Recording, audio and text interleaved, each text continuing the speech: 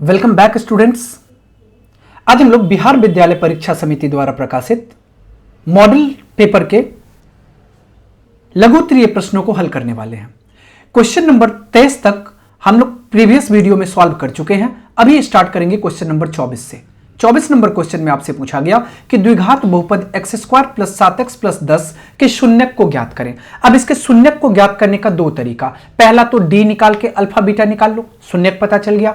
दूसरा तरीका यह है कि हम लोग गुणनखंड विधि से मध्य पद को विभाजित करते हुए भी निकाल सकते हैं। यहां पर हम लोग सॉल्व करते हैं गुणनखंड विधि से। इसको आप यहां पर लिख सकते हो x square plus 7x plus 10। अब मध्यपद को अगर विभाजन करेंगे 10 से कम 10 और 5 दूना 10 और 5 में 2 जोड़ने से 7 आ जाएगा। यहां से आ जाएगा x square plus 5x plus 2x और प्लस 10। x को कॉमन ले लो, यह आ जाएगा x प्लस 5 प्लस 2 को कॉमन ले लो, यह आ जाएगा x प्लस 5। यहां से x प्लस 5 यहां भी, x प्लस 5 यहां भी, x प्लस 5 को कॉमन ले लिए, यह आ जाएगा आपको x प्लस 2। जब x प्लस 5 बराबर होगा 0 के तो x बराबर हो जाएगा -5 के, और जब x प्लस 2 बराबर होगा 0 के x इक्वल टू कितना आ गया, -2 आ गया। यहां से आपको दो वैल्यू आ गया, क्या सब, तो एक आपको आ गया -5 और दूसरा आ गया आपको -2। हमसे यही क्वेश्चन में पूछा गया था कि शून्यक निकाले तो हम लोग कह सकते हैं -5 और -2 बहुपद x square plus 7x plus 10 के शून्यक है। ओके, अब हम लोग चलते हैं अगले क्वेश्चन की ओर। अगला क्वेश्चन में आपसे पूछा गया कि एपी ज्ञात कीजिए जिसका तीसरा पद 5 और 7वां पद 9 है। हमें क्या दिया गया, तीसरा पद दिया हुआ है। अब तीसरा पद के लिए हम लोग T3 यूज करते हैं, या किसी किसी बुक में A3 भी दिखाई दे सकता है। इसको आप कह लो, हमें यह पता है कि Tn का फॉर्मूला क्या होता है, a plus n minus 1 into D होता है। हम लोग को यहां पे T3 दिया गया है और यह कितना दिया गया, 5 के बराबर। इसको आप क्या लिख सकते हो, a प्लस 2d, और यह बराबर किसके आ जाएगा, 5 के, क्योंकि हमें इतना पता है कि Tn का फॉर्मूला होता है a plus n minus 1 into D, और n के जगह पे कितना है, 3 है, तो इसको आप ऐसे लिख सकते हो T3 बराबर a प्लस n के जगह पे कितना आ जाएगा, 3, तो 3 माइनस 1 गुने डी, या इसको कह सकते हैं T3 बराबर a प्लस 3 माइनस 1 तो 2, तो 2d आ जाएगा। अब बातें समझ में आ गई, कहां से आया, यहां से आपको आ गया a प्लस 2d बराबर 5 के। इसको आप समीकरण 1 मान लो। इसके बाद दूसरा आपको दिया गया है कि 7वां पद 9 है, इसका मतलब T7 दिया गया 9 के बराबर, या इसको हम लोग लिख सकते हैं a प्लस 6d बराबर किसके आ जाएगा, 9 के। इसको आप समीकरण 2 मान लो। यहां 6 है, यहां 2 है, इसको अगर 3 से गुना करेंगे तो ये भी 6 आ जाएगा। 3 को a से गुना करेंगे तो 3a, 3 से 2 को गुना करेंगे 6, 6d, और 5 को 3 से गुना करने पे 15, और ये आ जाएगा a प्लस 6d बराबर 9 के। इसके बाद हम लोग माइनस करते हैं, साइन चेंज हो जाएगा, ये भी माइनस, ये भी माइनस और ये भी माइनस, 6d प्लस का 6d माइनस का 0 हो गया। 3a माइनस a तो 2a, और 15 माइनस 9 तो 6, यहां से a बराबर कितना आ गया, तो 6/2 आ गया। 2 कम 2, 2 तिया 6, तो यहां पे 3 आ गया। अब क्या करो, a का मान किसी एक समीकरण में रख लो d की मान को प्राप्त करने के लिए। तो a का मान समीकरण 2 में रखने पर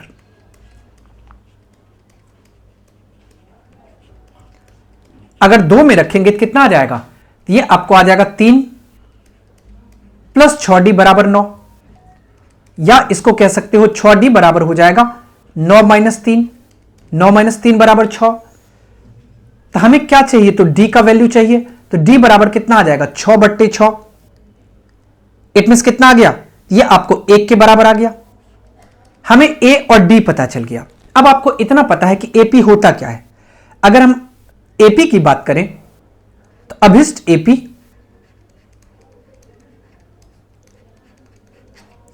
हमें एपी के बारे में पता है, ए ए प्लस डी, ए प्लस 2d, ए प्लस 3d, यही होता है एपी। अब सबका वैल्यू पुट कर लो। ए के जगह पे कितना 3, तो 3। ए प्लस डी कहने का मतलब 3 और 1 4।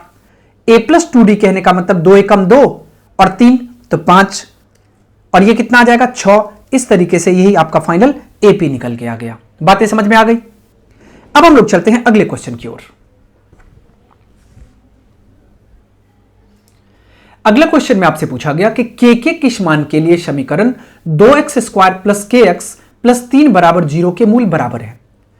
अब आपको इतना पता होना चाहिए कि मूल बराबर होता है कब, जब d इट मींस विविक्त कर 0 के बराबर हो जाए। यहां से आप कह सकते हो, हमें जानकारी दी गई है क्वेश्चन में कि इस समीकरण के मूल बराबर हैं। आपको यह पता है कि द्विघात समीकरण के मूल बराबर है, के मूल बराबर है। अगर मूल बराबर हैं तो इसका मतलब क्या होगा, आपको यह पता है कि डिस्क्रिमिनांट जिसको हम लोग विविक्त कर कहते हैं वो 0 के बराबर आ जाएगा। यहां से देखो a कितना है, हमें पता है कि x² का गुणांक a कहलाता है, तो a 2 के बराबर है। b कितना है, तो b k के बराबर है क्योंकि x का गुणांक k कहलाता है, और c कितना है 3 के बराबर है। अब d का फॉर्मूला आपको पता होगा, क्या होता है फॉर्मूला b² माइनस 4ac। इसका मतलब हम लोग कह सकते हैं कि b² माइनस 4ac ये बराबर 0 के आ जाएगा। अब b² कहने का मतलब देखो b के जगह पे क्या है k है, तो k² कर लो, -4 गुने a के जगह पे क्या है 2 है, और c के स्थान पे क्या है 3 है, और ये बराबर हो जाएगा 0 के।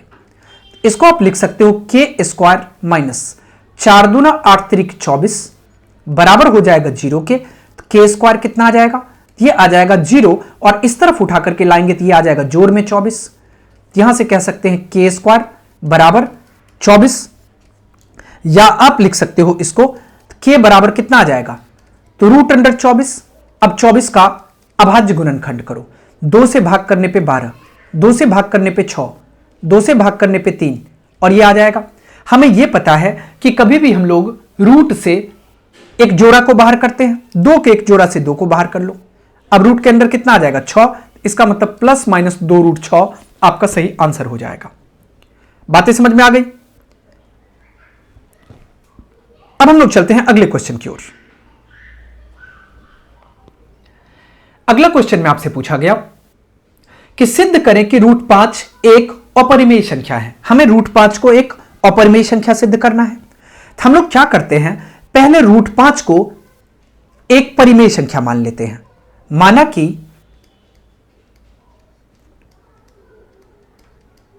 √5 एक परिमेय संख्या है,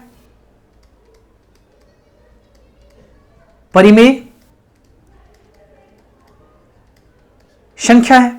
अब आपको यह बात पता होगा कि अगर कोई परिमेय संख्या होगा इसका मतलब वो p/q के रूप में लिखा जा सकता है। ये √5 बराबर हो जाएगा किसके, p/q के, जहां आप कह सकते हो p और q पूर्णांक होगा, p और q पूर्णांक है,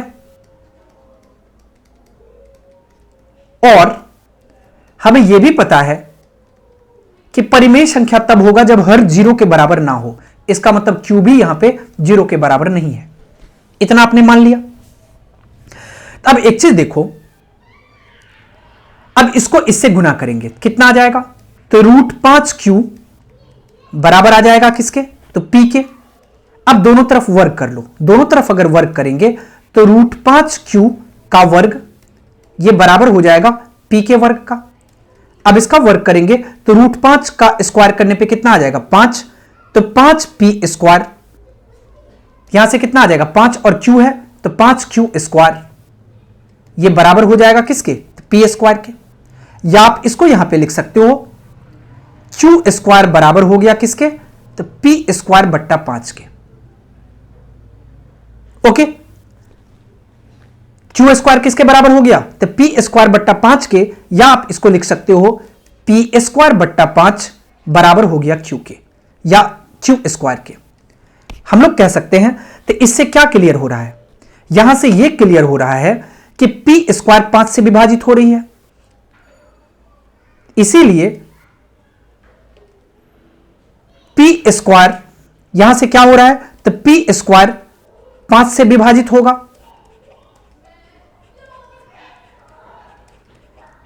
विभाजित होगा। अब बताइए कि पी स्क्वायर अगर 5 से विभाजित होगा तो इसका मतलब पी भी 5 से विभाजित होगा। पी भी क्या हो जाएगा, पी 5 से विभाजित होगा। यह बातें क्लियर है। अब आप क्या करो, अब मान लो माना कि P बराबर 5R, इसको हम लोग समीकरण 1 मान लेते हैं। अब इसमें रख लो, अब छोटा r मान लो इसको, P बराबर 5R। अब ये मान इसमें रखो, कितना आ जाएगा, तो ये आ जाएगा आपको 5R का स्क्वायर बट्टा 5, और ये बराबर हो जाएगा क्यू स्क्वायर के। अगर ये क्यू स्क्वायर के बराबर आ गया तो इसको आप क्या लिख सकते हो, तो 5 का स्क्वायर करेंगे तो 25 आर स्क्वायर और बट्टा 5 बराबर हो जाएगा क्यू स्क्वायर के। 5 कम 5 5 25, यहां से क्या दिख रहा है आपको, तो 5 आर स्क्वायर बराबर हो जाएगा क्यू स्क्वायर के, या आप इसको लिख सकते हो आर स्क्वायर बराबर हो जाएगा किसके, क्यू स्क्वायर बट्टे 5 से। यहां से क्या क्लियर हो रहा है, यहां से यह भी क्लियर हो रहा है कि चूंकि क्यू स्क्वायर 5 से विभाजित होगा, विभाजित होगा। अब क्यू स्क्वायर अगर 5 से विभाजित है तो निश्चित तौर पे क्यू भी 5 से विभाजित होगा, क्यू 5 से विभाजित होगा।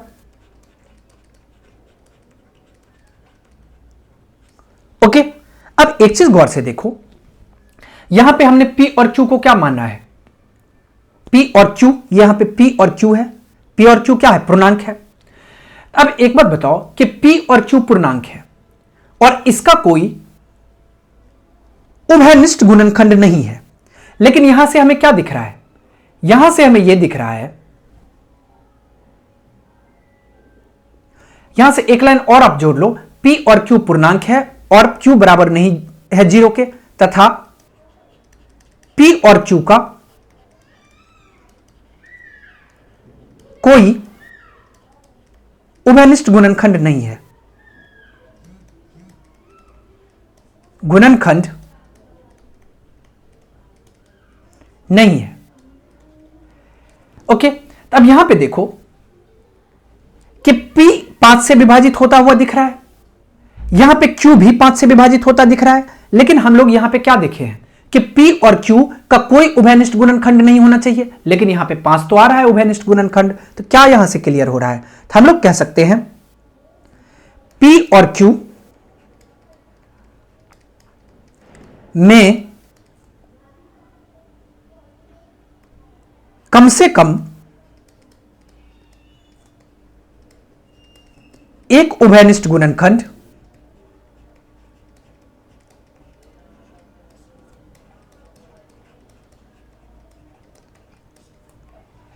पांच है, और यह क्या है, यह विरोधाभास है।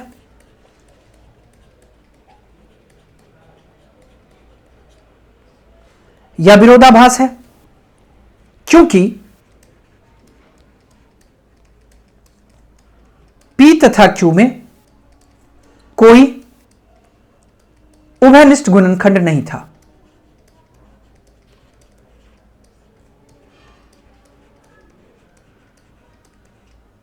नहीं था, तो यहां से क्या हुआ, तो हमने जो माना था कि √5 एक परिमेय संख्या है, यह माना हुआ गलत हो गया। यहां से आप कह सकते हो अतः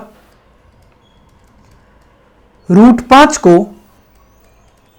परिमेय संख्या मानना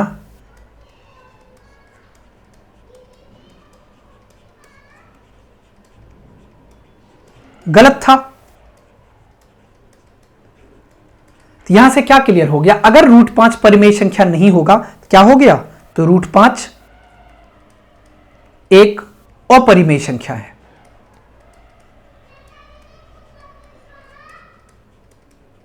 संख्या है। बातें समझ में आ गई, और यही तो आपको सिद्ध करना था, प्रूव हो गया। अब हम लोग चलते हैं अगले क्वेश्चन की ओर।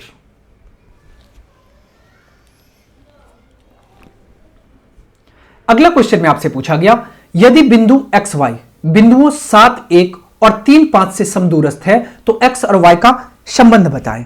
अब एक चीज करो, हम लोग मान लेते हैं, इसको आप ए मान लो। माना कि इसको आप ए मान लो जिसका कोऑर्डिनेट 7, 1 है। एक को बी मान लो, 3, 5 है। और एक को बिंदु आप पी मान लो जिसका कोऑर्डिनेट क्या है, एक्स वाई है। अब क्वेश्चन में क्या कहा गया कि यदि बिंदु एक्स वाई बिंदु इतना और इतना से समदूरस्थ है, इसका मतलब यह सोचो कि ए से पी की दूरी और बी से पी की दूरी समान हो जाएगी, क्योंकि हमें दिया गया कि समदूरस्थ है।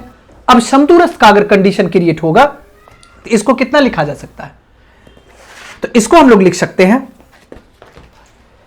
समदूरस्थ हो जाएगा तो P से A का दूरी और P से B की दूरी समान हो जाएगी, तो PA बराबर हो जाएगा PB के। PA और PB बराबर हो गया। अब जब PA और P बराबर हो गया तो हम लोग को क्या करना है, दूरी सूत्र अप्लाई करना है। इसका फॉर्मूला क्या होगा, इसका फॉर्मूला होता है रूट अंडर, दूरी सूत्र क्या होता है, x2 माइनस x1 का square plus y2 minus y1 का स्क्वायर। यहां से x माइनस 7 का स्क्वायर प्लस y माइनस 1 का स्क्वायर, और यह बराबर हो जाएगा रूट अंडर PB, इसका मतलब x माइनस 3 का स्क्वायर जोड़ y माइनस 5 का स्क्वायर। अब एक चीज देखो, ये और ये कट जाएगा।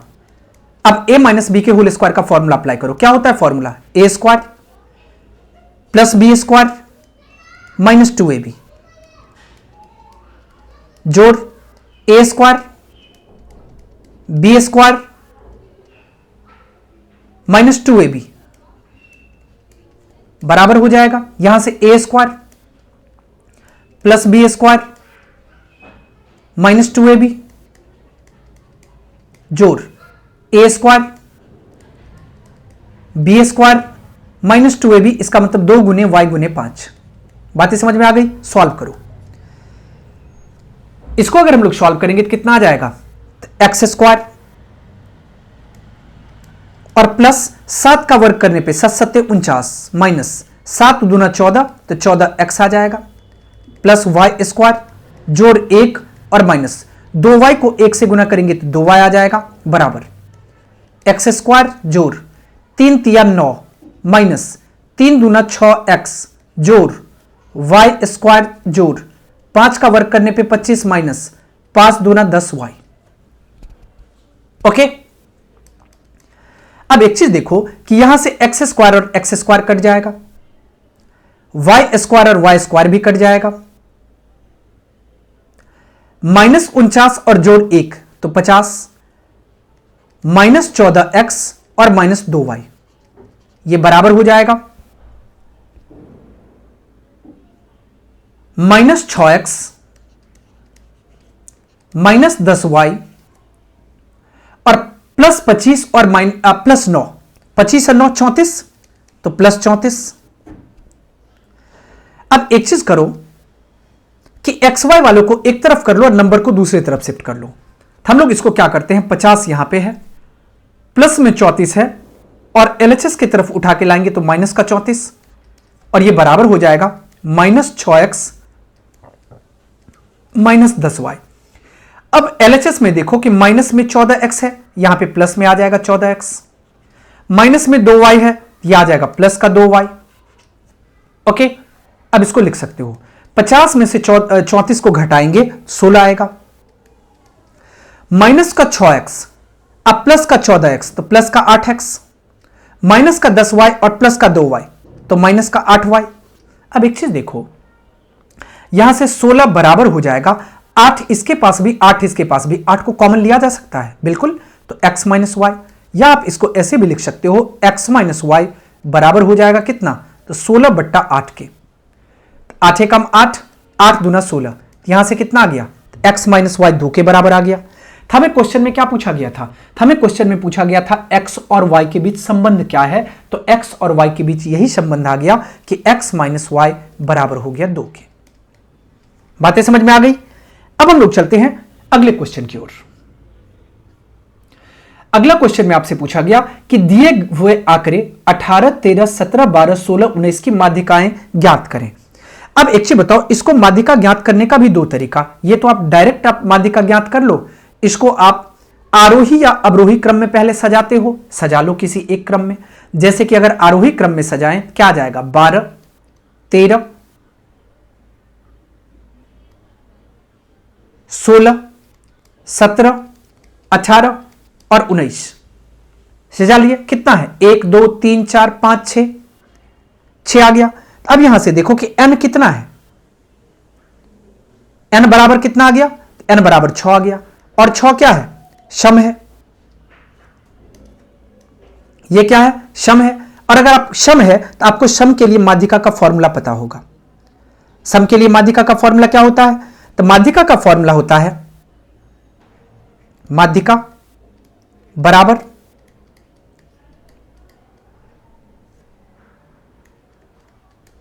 n/2वां चर जोड़ n/2 प्लस 1वां चर और बट्टा 2। अब चलो n/2वां पद मतलब कितना हो गया, यहां से n आपको पता चल गया तो पहले आप n/2 पता कर लो, कितना आ जाएगा, तो 6/2 मतलब यह आ गया 3। तो तीसरा पद क्या है, अब n/2वां पद n/2 3 के बराबर आ गया, तो इसका मतलब तीसरा पद कितना है, पहला दूसरा तीसरा, तीसरा पद कितना आ गया, तो तीसरा पद आपको 16 के बराबर आ गया, यहां पे 16 ले लो। और n/2 प्लस 1वां पद, इसका मतलब अगर इसको हम लोग सॉल्व करेंगे तो ये कितना आ गया, ये आपको आ गया 3 प्लस 1 तो चौथा पद, और चौथा पद कितना है, 1, 2, 3, 4, ये आ गया 17 और बट्टा कितना आ जाएगा 2।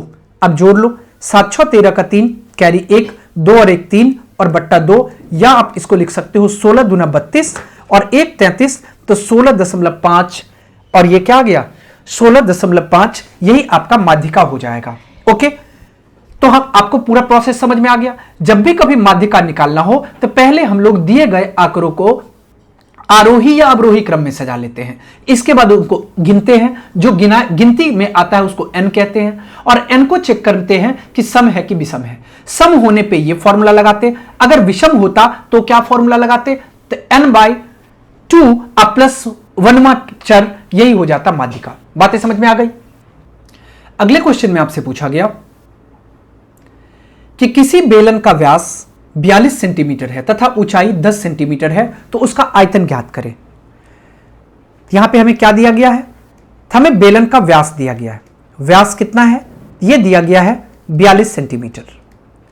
अब व्यास 42 सेंटीमीटर है तो त्रिज्या कितना आ जाएगा, तो हमें यह पता है कि व्यास का आधा त्रिज्या होता है, त्रिज्या को हम लोग r से मानते हैं, r, ये त्रिज्या कितना आ जाएगा, तो 42/2 सेंटीमीटर आ जाएगा, या आप इसको कह सकते हो 2 एकम 2, 21 दूना 42, यहां से आपको 21 सेंटीमीटर आ गया। त्रिज्या कितना आ गया 21। हमें ऊंचाई दिया गया है, ऊंचाई को हम लोग h से मानते हैं, h मान लो ऊंचाई, और ये कितना दिया गया है 10 सेंटीमीटर दिया गया। और हमें क्या पूछा गया, तो आयतन ज्ञात करना है, मतलब बेलन का आयतन, बेलन का आयतन। हमें यह पता है कि बेलन के आयतन का फॉर्मूला क्या होता है, पाई r स्क्वायर h होता है। पाई का वैल्यू क्वेश्चन में नहीं दिया गया था, हम डायरेक्ट 22/7 ले लेंगे, 22/7। r मतलब त्रिज्या, त्रिज्या कितना है 21 है, तो 21 का वर्ग कर लो। h मतलब ऊंचाई, ऊंचाई कितना है, तो 10 है, और यूनिट क्या है, तो आयतन ज्ञात करेंगे तो सेंटीमीटर क्यूब आ जाएगा, सेंटीमीटर क्यूब आ गया। तो इसको आप यहां से लिख सकते हो 22/7 गुने त्रिज्या 21 है, तो 21 गुने 21 और गुने 10, और यह आ जाएगा सेंटीमीटर क्यूब। 7 एकम 7, 7 तिया 21, गुना करो, कितना आ जाएगा, 21 को 3 से गुना करेंगे 63, 63 को 22 से गुना कर लो, 3 दूना 6, 6 दूना 12, 3 दूना 6, 6 दूना 12, 6, 6 दो 8, 3 और 1, 1386। 1386 को 10 से गुना करना है तो डायरेक्ट आप यहां पे लिख लो 1386 और 10 से गुना करना है तो एक जीरो आ जाएगा, सेंटीमीटर क्यूब। यही आपका सही आंसर हो जाएगा। बातें समझ में आ गई।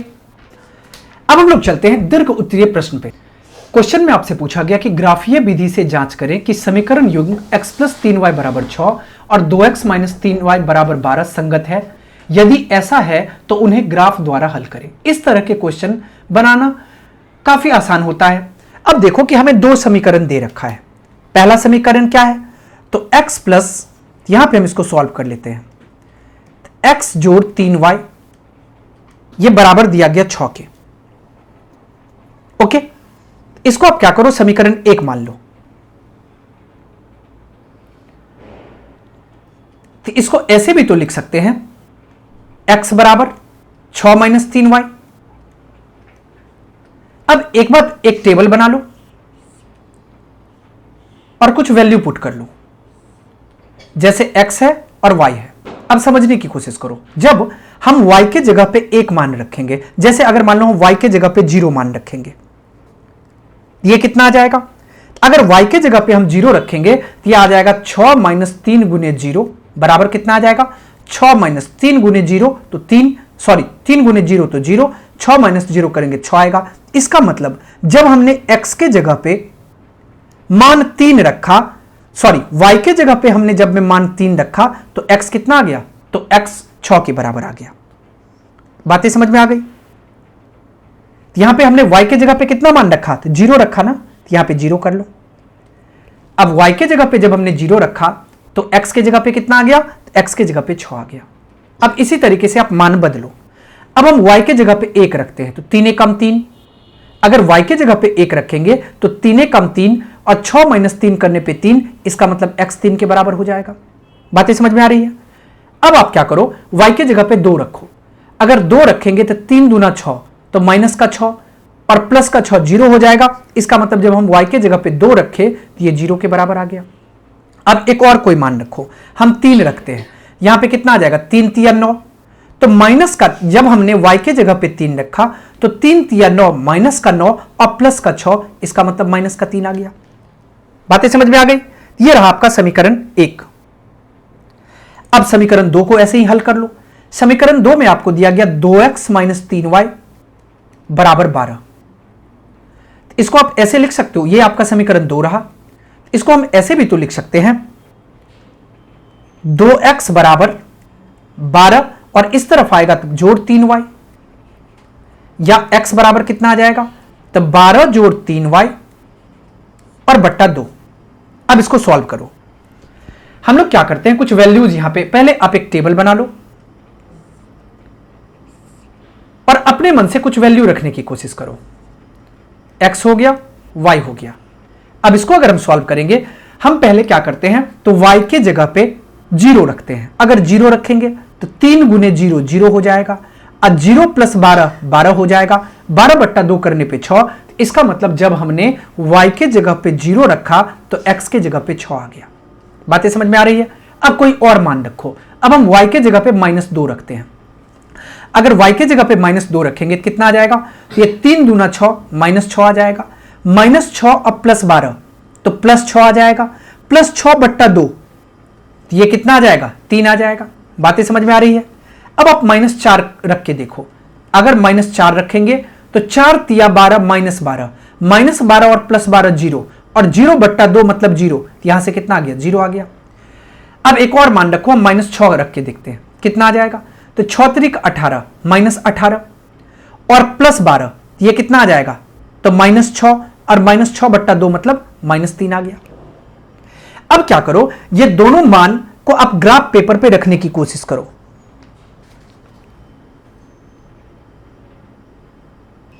अब ग्राफ पेपर पे पहले हम लोग 2 एक्सिस लेते हैं, x एक्सिस और y एक्सिस। ये रहा आपका x एक्सिस हो गया, और ये y axis. Okay, x axis ये x डैश होगा, ये y एक्सिस, यहां से आप y डैश ले लो। अब हमें जरूरत किसकी है, ये आपको 0 आ गया, 1 2 3 4 5 और 6, -1 -2 -3 -4। ओके, अब एक चीज देखो, इससे बड़ा तो हम नहीं कर सकते, यहां से 1 2 3 4 5 6 -1 -2 -3 -4 -5 और -6। ओके, अब समझो, पहले अगर इसको रिप्रेजेंट करेंगे तो क्या है, x 6 है y 0 है, तो x के तरफ 6 आ जाओ, यहां पे आ गए, y की तरफ 0 है, इसका मतलब y की तरफ 0 है, मतलब x एक्सिस पे ही रहेगा, ये कितना आ गया, ये आपको 6 0 आ गया। ओके, अब दूसरा अगर आप पुट करोगे तो 3 1 है, तो x के तरफ 3 आ जाओ, y की तरफ 1, मतलब यहां पे आ गए, ये पहला बिंदु आपको मिल गया 6 और 0, दूसरा बिंदु आपको मिल गया 3 और 1, 0 और 2 है, x की तरफ 0 और y की तरफ 2, इसका मतलब यहां पे आ जाए, तीसरा बिंदु क्या मिल गया, तो 0 और 2, और चौथा बिंदु -3 और 3 है, तो x की तरफ आएगा -3 और y की तरफ आएगा 3, तो इसका मतलब 1 2 3 यहां पे आ गया, ये रहा आपका -3 और 3। अब देखो, जितना पॉइंट आपको मिला सबको ज्वाइन कर लो। अब इस सारे पॉइंट को अगर हम ज्वाइन करेंगे तो आपको एक सीधी रेखा बनती हुई दिखाई दे रही है, ये रहा आपका सीधी रेखा, और इसका नाम आप रख लो, ये किस समीकरण से प्राप्त हुआ आपको, तो x + 3y = 6, यहां से x + 3y = 6। अब चलो दूसरे समीकरण को ग्राफ पे रखो, 6 0, इसका मतलब x के तरफ 6 और y के तरफ 0, मतलब इसी पॉइंट पे दोबारा आ गए हम लोग। 3 -2, तो x के तरफ 3 और y के तरफ -2, तो -1 और -2 यहां पे आ गए, तो ये आपको कितना मिल गया, तो 3 और -2। इसके बाद 0 और -4, मतलब x कोऑर्डिनेट 0 और y कोऑर्डिनेट -4, मतलब यहां पे आ जाएंगे, ये आ जाएगा अब ये बिंदु 0 और -4। और इसके बाद है -3 -6, तो -3 तो हम कर देंगे यहां पे, लेकिन -6 को कर पाना, अच्छा चलो -6 भी तो दिखाई दे रहा है, यहां तक -6, ये आ गया, ये आपको आ गया -3 और -6। अब इसको ज्वाइन करो, यहां भी हमें एक सीधी रेखा बनती हुई दिखाई दे रही है, और ये कौन से समीकरण का ग्राफ है, समीकरण 2, जो हमें दिया गया 2x - 3y = 12। अब दोनों समीकरण का ग्राफ बन गया। क्वेश्चन में क्या पूछा गया, यदि ऐसा है तो उन्हें ग्राफ द्वारा हल करें। अब ग्राफ द्वारा हल कैसे करते हैं, तो सीधा बात समझो कि दोनों समीकरण की रेखा जिस बिंदु पर एक दूसरे को काटती है, उसी का जो x और y कोऑर्डिनेट होगा वही हल हो जाएगा। इसका मतलब यहां पे देखो, इसका x कोऑर्डिनेट कितना है, 6 है, y कोऑर्डिनेट कितना है, 0 है। यहां से आप डायरेक्ट कह सकते हो कि इसका सही उत्तर क्या हो जाएगा, तो आप यहां से कह सकते हो, अतः x बराबर कितना आ गया, तो 6 और y बराबर 0, यही सही उत्तर हो जाएगा। अब बातें समझ में आ गई। अब ग्राफ विधि से अगर किसी दो समीकरण को हल करना हो तो आप आसानी से हल कर सकते हो।